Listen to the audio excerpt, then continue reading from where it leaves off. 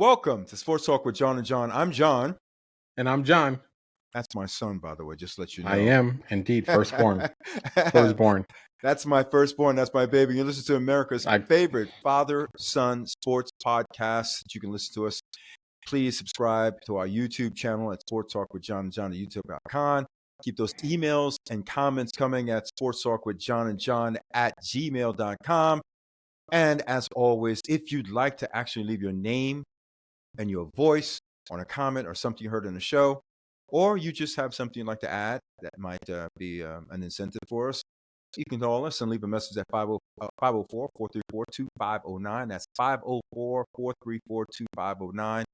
Thank you for listening. Thank you for joining us. And we are going to start with the Philadelphia Eagles.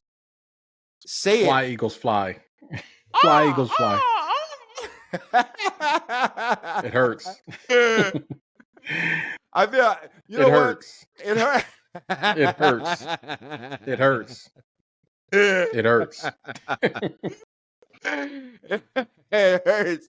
It must be hurting like really, really bad. If you're an Eagles fan, bad right now. It's hurting bad right now. They're 8-5. They're still in the playoff because the NFC East is so bad. How bad is the NFC East? Honestly, trash. The Commanders are not out of it yet, and they're 3-10. 3-10. Have the Giants been officially eliminated yet? No, they're not. They're 2-11. They're still in it. They're still in it at 2-11. They could go on a winning streak, and somehow. Oh my gosh! It's bad. This is really just bad. Disgusting. It is disgusting. This is horrible. This is horrible. And speaking of horribles, I don't know what to say about the Philadelphia Eagles. I don't know what to say. I think I do know what to say. You and your brother are right about two things.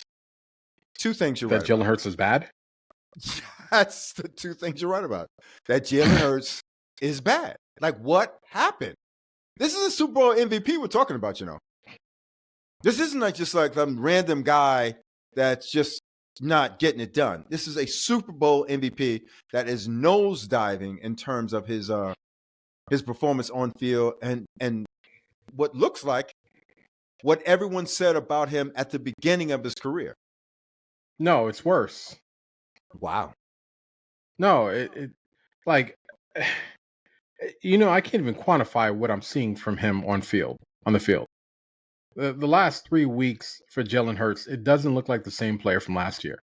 Now, granted, I know that the offensive line has been shuffled a little bit, right? I'm not gonna rule that out, and I know consistency is king, right?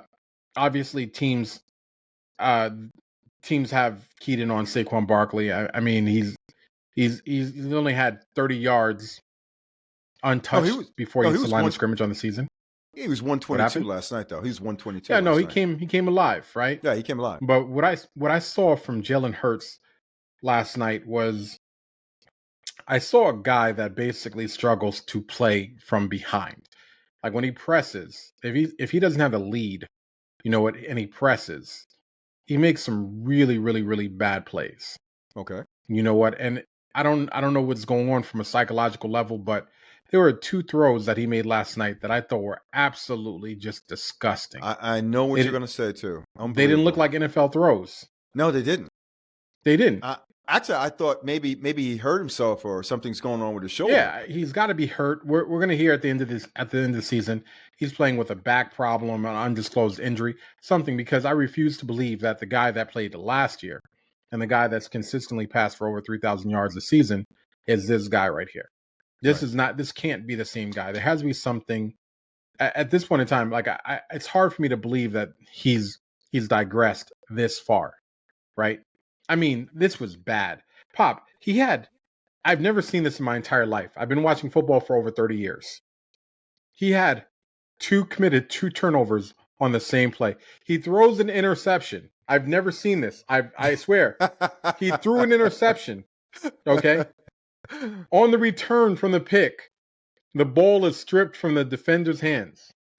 Takes a fortuitous bounce. Jalen Hurts gets the ball again in his hands. And then he fumbles the rock because it's punched out of his hands. You have an interception. No, I've seen that before. I've seen Eli Manning on a breakaway. Come on, we watch this. Eli No. Manning. Did he throw the pick though? Like No, he didn't throw the pick. The point is No, that he didn't you throw the threw the pick first, and then you happened to get the football gods basically said, "We're going to give you a second chance to make a first impression." Right. Ironically, if he would have held on to the ball, it would have been a first down, right? It would have been. Instead, it goes from a I mean, I've never been through the range of emotions like this watching the game. Jalen Hurts, I can't believe you threw an interception. Oh my God, you got the ball back. You fumbled. What? Like, I mean, it was a roller coaster of emotions I've never experienced in a football game on one particular play ever. I mean, I was upset, enamored, happy, and then finished off with like a WTF moment. So, I don't have a diagnosis for this, Pop. I just don't. I don't. I do. What's that? The winningest coach in the last 4 years in football. 4 years. Nick Sirianni. Nick Sirianni. Yeah. He's on the hot seat. He's on the hot seat. Yeah, that's crazy, and he is. He's on the hot seat. He. Do you disagree or you agree that Nick Sirianni's on the hot seat? Like, do you think he can go? Can he go someplace in Philadelphia right now and get a slice or get a Philly cheesesteak and not get hit with a snowball? I mean, honestly, that's the test of a Philadelphia fan. Can you go someplace? Fan base, though, right? Right, but like can you go someplace in Philadelphia as a sports someone in the sports, either a player or a coach, and the fan base doesn't hit you with a snowball, or give you a free sandwich? Which one? I mean, at this point, it's snowball. It's going to be sandwich. hard for him. It's going to be he's going to get the snowball. Right. That's and so I agree with you, right? But it's hard to logically say that, right? Like Nick Sirianni, most winningest coach in the last 4 years, 2 Super Bowl appearances, every year consistently has made the playoffs, right? Correct. Okay. You start with that premise. If not win the division, by the way. Right. And then you start with that premise, and then you say on the hot seat, right? Wow. And I think the reason why it's hard to believe is because you don't usually equate like winning perennially for like 4 seasons and then one bad losing season with hot seat. But 2 things. He's in Philly. The fan base is absolutely rabid. We already understand that. Like they have a history of knee-jerk reactions, very passionate fans. Ask Santa Claus. Absolutely. I mean, I watched them throw batteries.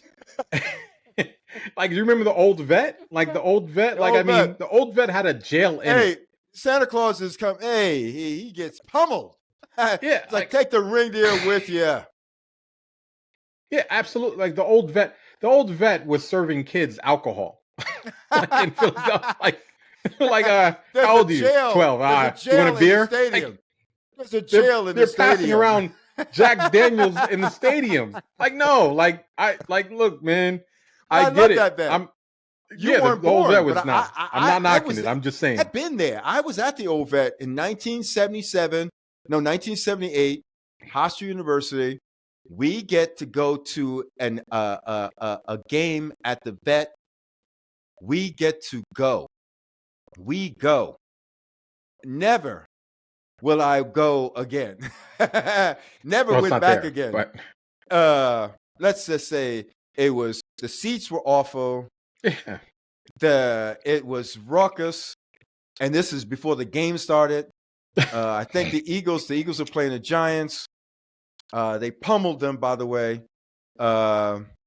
It was unbelievable. It's a wonderful place. It was a wonderful place, but I wouldn't suggest it. And I will say that fan base, like they are real about their football. They're rabid. I'm not. Yeah. Look, I'm not. This is not bad. Mad. Right. No, I'm not. Right. Look, I'm not mad because they put pressure. I applaud it. Well, yeah, because they put pressure on their team to be successful. I mean, there's a lot of other fan bases that could use a little bit more, passion, we'll say, right? I mean, at the end of the day, Howie Rosen, under duress makes some amazing calls when it comes to loading up the team with personnel. So I'm not going to knock it. But with Nick Sirianni, I think what people are saying is, I think the problem is that they're looking at him and they're looking at that roster and they're saying that roster to a man is so much better than every other roster that exists. Right. Why are you not giving us the performances that we want? Or that, like, they're taking personnel and saying personnel should equal success, right? And with Nick Sirianni, unfortunately, we've seen late season collapses before, right? And realistically speaking, I think Jalen Hurts also needs to accept a little bit of accountability in this as well too, because A he's not little playing bit? really good football. Yeah, come He's on. not. Yeah, I it's mean, not. look, I as much as I wanted to say it's Nick Sirianni, I gotta say players have to execute too. Right, You they know do. what? And I can't say, you know what, it's Nick, because Nick's not out there, and Nick didn't have 4 interceptions yesterday. Nick didn't commit 5 turnovers yesterday. You know what I'm saying? Nick had the team from play calling perspective after 4 turnovers still in the game. You know what I'm saying?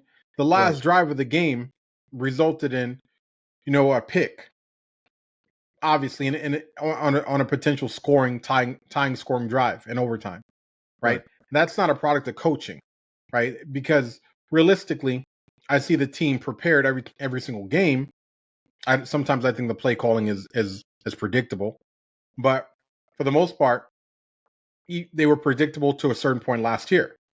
So I mean, I'm not like I mean, we can't say they were unpredictable last year. They were very predictable last year.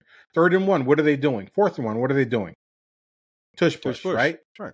Okay, 85% success rate last year and the prior 3 years. This year, 66%, right? Okay. Saquon Barkley last year, 1st and 10. You know what? More than likely, Saquon was probably going to get a touch. Okay, undoubtedly. Saquon Barkley got the ball 2 yards before first contact. And this year, first contact is in the backfield, right? So there's a level of execution. Jordan Mailata had 3 penalties. One of those happened to be on an important 3rd down play. One of those negated a touchdown. Right. You know what I'm saying, for AJ Brown. Right. So I mean, and this is a bona fide All Pro.